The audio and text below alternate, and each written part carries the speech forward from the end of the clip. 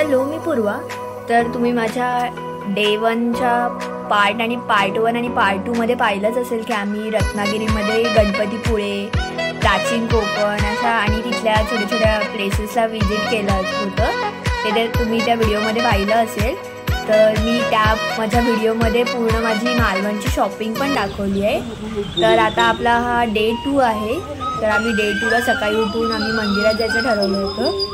मग आम्ही आता मंदिरात गेलो, तिथे ओटी वगैरे घेतली होती। तर ती ओटी पण एवढी सुंदर प्रकारे तिथे सजवून दिली होती त्यांनी। इथून आम्ही दर्शन घेतल्यानंतर आम्ही आमच्या वेगळ्या स्पॉटवरती जाणार आहोत। म्हणजे आम्ही ठरवलं होतं आम्ही एक रात्र गणपतीपुळे राहणार आणि नंतरची आम्ही पुढची 2-4 रात्र आहे ती आम्ही विजयदुर्गला राहणार।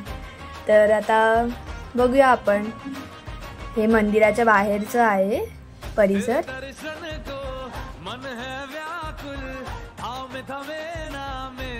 तसंच रत्नागिरीमध्ये जेवणाचा काहीच प्रॉब्लेम होत नाही, कारण की तिथे प्रत्येक हॉटेलमध्ये जेवण खूप सुंदर मिळतं। तर आम्ही नाश्ता वगैरे केला, त्याच्यानंतर आम्हाला विजयदुर्गसाठी परत एसटी पकडायची होती। त्याच्या आधी एक रूम टूर तुम्हाला देते, आम्ही जिथे राहिलो होतो ते। तर हे असं त्यांचं एंट्रन्स होतं, म्हणजे आय थिंक 2 फ्लोअरचं होतं ते।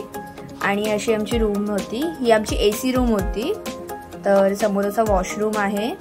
ही माझे फ्रेंड्स रेडी होत आहेत, बॅग पॅक करतोय आम्ही, कारण की आता मला निघायचं होतं। ही ऋतुजा, ती धनश्री। तर असा हा बेड होता, म्हणजे आम्ही चौघी पण झोपू शकत होतो, एवढा चांगला मोठा होता। तर आम्ही यशवंत निवासमध्ये राहिला होतो। मी तुम्हाला सजेस्ट करेल की यशवंत निवासमध्येच राहा, कारण की मंदिरापासून पण जवळ आहे आणि त्यांची सर्व्हिस पण खूप चांगली। आम्हाला काहीच प्रॉब्लेम झाला नाही, आम्ही तर गर्ल्स होतो राहायला, तर आम्हाला काहीच प्रॉब्लेम झाला नाही। तर इथे वॉशरूम होतं, मिरर,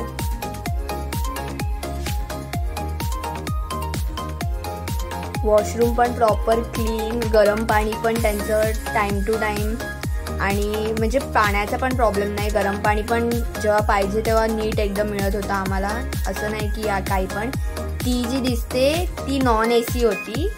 आम्ही तरी थोडं 1-1.5 तास लवकर आलो होतो, तरी त्यांनी आम्हाला राहायला रूम दिली होती। ती नॉन ACची रूम दिली होती, कारण की आमची ACची रूम खाली नव्हती झालेली।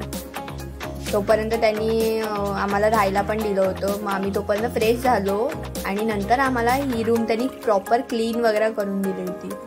नॉन ACच्या रूमला तुम्हाला बाल्कनी मिळते, AC रूमला बाल्कनी नसते, एवढंच।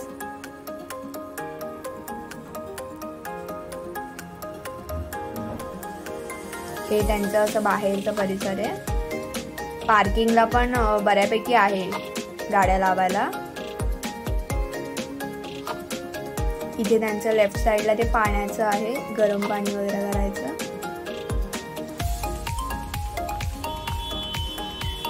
हे आहे त्यांचं ते पाणी गरम करायचं। छान होता, म्हणजे मी सजेस्ट करेल तुम्हाला की यशवंत निवास बेस्ट आहे। प्राइस पण कमी आणि सगळं छान। तर आता इथून आम्ही नंतर बॅग वगैरे घेऊन आलो सगळे आमच्या, आणि आता आम्ही विजयदुर्गसाठी निघालो। आम्ही मंदिरापासून ऑटोने बस स्टॉपपर्यंत गेलो, गणपतीपुळे बस स्टॉप। मग तिथे बस यायला ST यायला थोडं टाईम होतं। तेव्हाही तिथे जर ट्रॅव्हल करायचं असेल तुम्हाला तर वाया आरेवारे करायचं, ते थोडंसं जवळ पण पडतं आणि तो आरेवारेचा जो व्ह्यू आहे तो बघण्याची मजाच वेगळी असते। तर तुम्हाला जर मेन बस स्टॉपला जायचं असेल तर वाया आरेवारेच जायचं केव्हा पण। तर आम्हाला रहाटाघर जे मेन ST डेपो आहे तिथे जायचं होतं, तिथूनच सगळ्या ST सुटतात। जर तुम्हाला विजयदुर्ग पण जायचं असेल, इथूनच तुम्ही गणपतीपुळे पण जाऊ शकता तसं। तर मग आम्ही रहाटाघर, तिथून आम्हाला विजयदुर्गची आमची ST होती। मग आम्ही तिथे आमची ST यायला थोडा टाईम होता, तर आम्ही तिथे थांबलो होतो। आता इथून आम्ही आमची विजयदुर्गची 4 दिवसाची ट्रिप स्टार्ट करणार होतो। सो असं आम्ही खूप असे थकलेले होतो।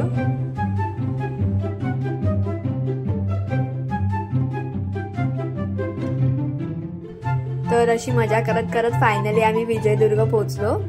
त्यानंतर आम्ही घरी गेलो, फ्रेश झालो आणि बाकीची पुढची मजा तुम्हाला येणाऱ्या व्हिडिओजमध्ये रील्समध्ये दिसेल. सो तुम्हाला माझा व्हिडिओ कसा वाटला आहे मला नक्की कमेंट सेक्शनमध्ये सांगा.